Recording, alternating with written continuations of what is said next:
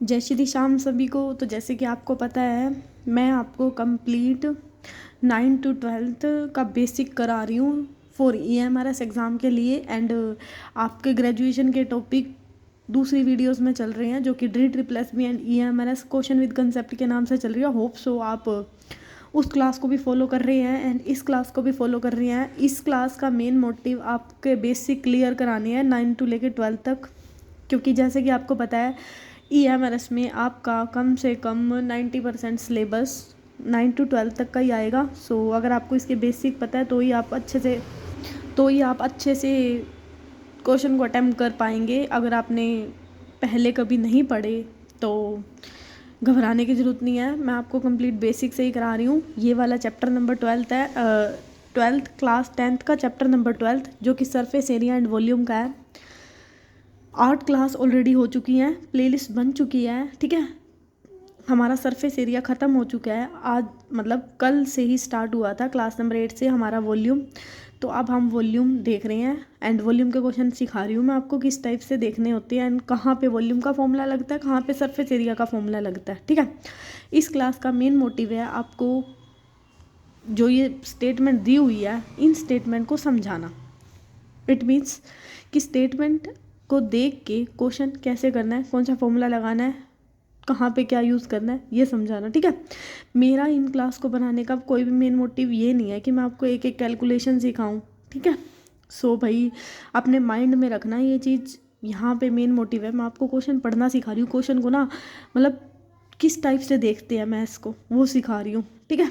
तो मेरा main motive है कि आपको, क्योंकि आपके एग्ज़ाम में बेसिकली इसी टाइप के आएंगे और लास्ट ईयर आपके सरफेस एरिया एंड वॉल्यूम से कम 4 क्वेश्चन आए हुए थे। तो मैं अभी आपको दिखाऊंगी प्रीवियस ईयर में किस टाइप से क्वेश्चन आए थे। और ये तो मोस्ट इंपॉर्टेंट चैप्टर है सरफेस एरिया एंड वॉल्यूम। सो कई लोग इसको छोड़ देते हैं बट ये है बहुत ईजी, ठीक है। तो छोड़ने का कोई मतलब नहीं है, इसलिए सबसे पहले मैंने यही लिया है कि आपको मैं ये सिखाऊं। तो चलो स्टार्ट करते हैं एंड देखते हैं आज क्या कुछ हम नया सीखते हैं।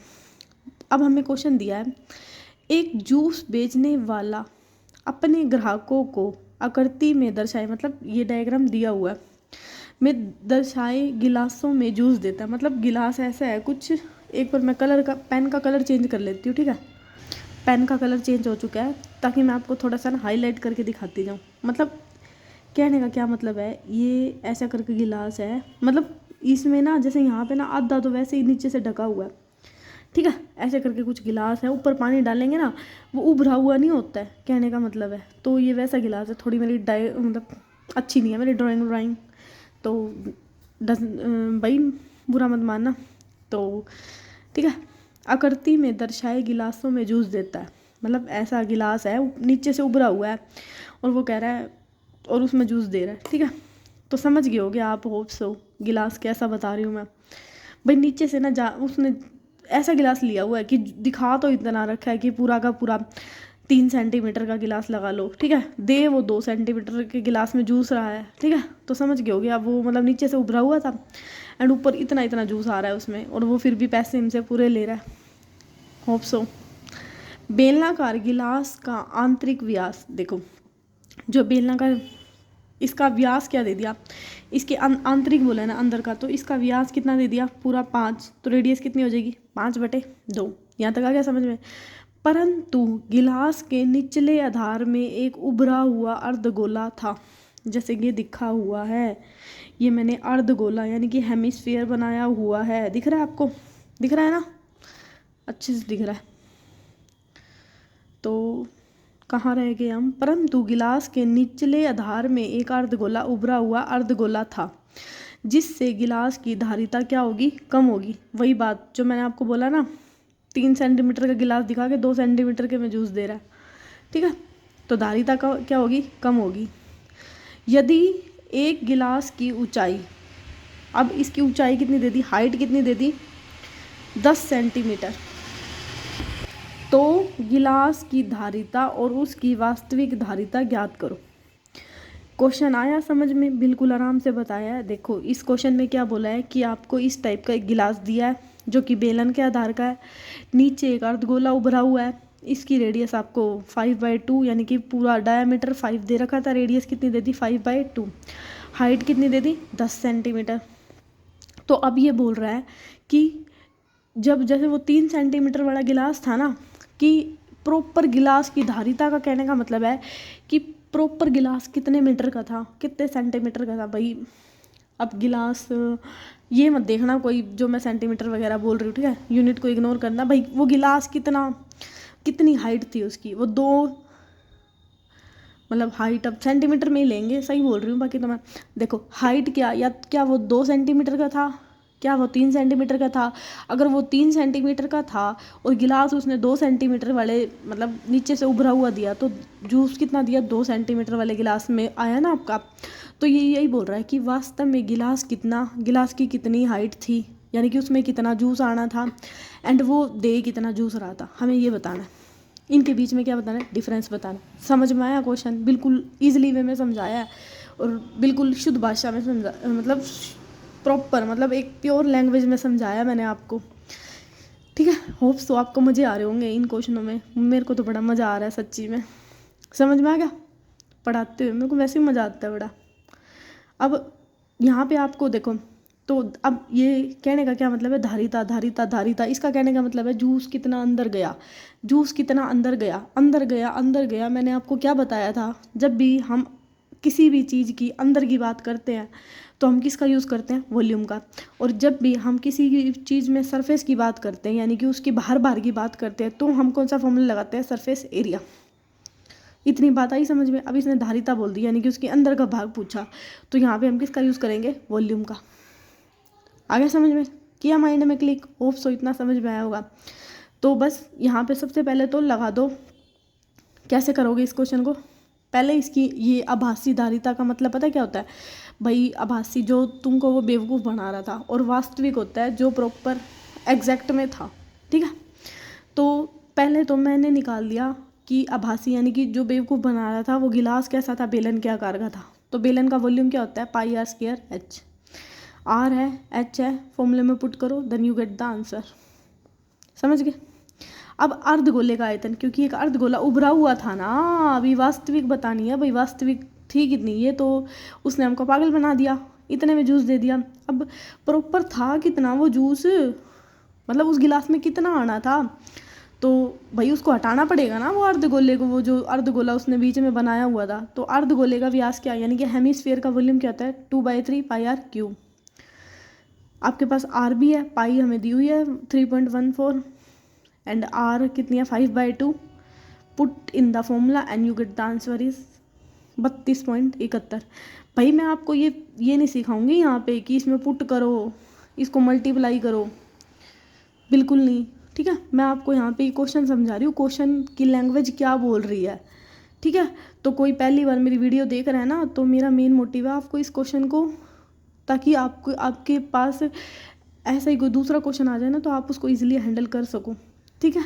तो होप सो आपको ये अच्छे से समझ में आया होगा क्वेश्चन क्या बोल रहा है, डायग्राम क्या है, एंड कौन सा फॉर्मूला यूज़ करना है, एंड पुट कैसे करना है। अब वास्तविक धारिता कैसे निकालोगे, ये अर्धगोले को माइनस करोगे ना, किस में से, पूरे वाले में से। पूरा कितना था 196, अर्धगोले का कितना निकला 32.71, इनको कर दो माइनस। तो वास्तविक जो धारिता थी, वास्तविक मतलब प्रॉपर एग्जैक्टली उस गिलास में कितना जूस आना था, 163.54 सेंटीमीटर स्क्वायर। क्यों लगाया स्क्वायर, क्योंकि यहाँ पे उसकी ये बताई है, यहाँ पे देखो, यहाँ पे तो वॉल्यूम निकाल दिया अंदर का, लेकिन वास्तव में वो था कितना, पूरा गिलास बाहर की बता दी ना सरफेस एरिया की, तो इसलिए बता दिया उसका सेंटीमीटर स्क्वायर, ठीक है। आ गया समझ में। चले नेक्स्ट। अब हमारा नेक्स्ट क्वेश्चन आता है, ये भी बहुत ईजी है, एंड कल इसकी एक्सरसाइज के क्वेश्चन करेंगे, ठीक है। एक ठोस खिलौना एक अर्धगोले के आकार का है, जैसे कि ये दिखाया हुआ है, जिस पर एक शंकु है, मतलब एक खिलौना है और उस पर क्या है, एक शंकु। शंकु की ऊंचाई कितनी दे दी, 2।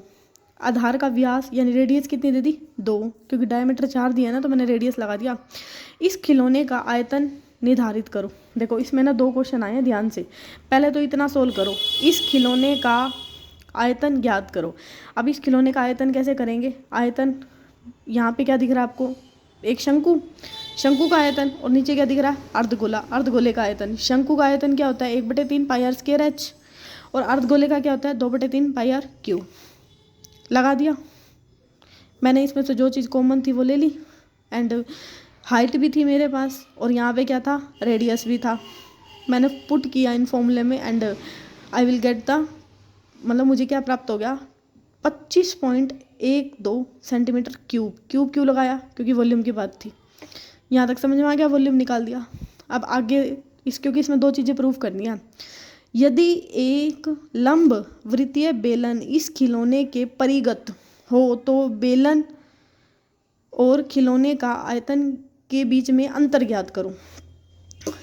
पहले तो यहाँ पे थोड़ा सा दिमाग लगाओ कि यदि एक लंब वृत्तीय बेलन इस खिलौने के परिगत, परिगत कहने का क्या मतलब है, यानी कि इसके चारों तरफ ऐसे करके ना एक बेलन बना हुआ है। मैंने, ठीक है, होप सो आपको ये रेड पेन से दिख रहा होगा, इसलिए मैंने कलर चेंज किया था पेन का। मतलब ऐसे करके ये बेलन बना हुआ है, दिख गया, वेरी गुड, सही दिख रहा है बिल्कुल, है ना। ऐसे करके ना ये जो खिलौना था ना, परिगत कहने का मतलब है इसका पैरामीटर, मतलब इसके चारों तरफ ऐसे करके ना कोई बेलन बना हुआ था। तो इस बेलन का वॉल्यूम ज्ञात करो, पहले तो ये निकालो, फिर बताती हूँ आगे क्या करना। तो बेलन का, सॉरी हाँ वॉल्यूम मैंने ठीक बोला है भाई, कंफ्यूज हो जाती हूँ कभी कभी डोंट इग्नोर, आपको समझ में आ रहा होगा, मज़ा आ रहा है ना। तो बेलन का आयतन क्या हो गया, πr²h, ठीक है। फॉर्मूले में पुट करो, you will get the answer. अब एक चीज़ यहाँ पे समझने वाली चीज़ क्या है, जो यहाँ पे हाइट है ना बेलन की, वहाँ पे हाइट कितनी दी थी, 2। अब ये पूरा बेलन है ना, तो 2 वो और 2 ये, तो बेलन की जो पूरी हाइट है ना वो कितनी निकलेगी, 4। तो यहाँ पे ये चीज़ ध्यान रखना, ठीक है। आंसर मतलब इसको सोल्व करने के बाद कितना आ जाएगा, 50.24। अब यहाँ तक समझ में आ गया बेलन का। तो अब आगे यहाँ तक हो गया ना, यदि एक बेलन का तो इस बेलन के परिगृत, तो बेलन का आयतन निकाल लिया।